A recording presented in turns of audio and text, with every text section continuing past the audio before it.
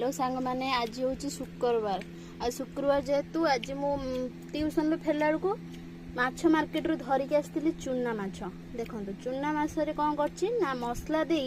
आलू छोट छोट छोट छोट देकी मसला देकी भलसे कषि आ सहित कंचा लंका गोटा पकई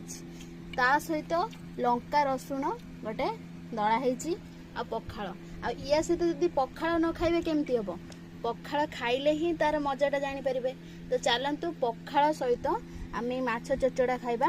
चूना माछर चचड़ा आपण मैंने जानते चूना माछ समस्त ही पसंद मोर तो सबुठ बहुत पसंद चूना माछ से मुझे चूना माछर गोटे फ्राए कर देछि फ्राए टाइप मसला दी कर देछि। तो चलतु खाइबा चूना माछ फ्राए आउ पखाड़ चलतु खाइबा खा झील खा स्टार्ट कर। तो आम झील खाई कह किमी लगुच चूना माछ फ्राए किमी लगुच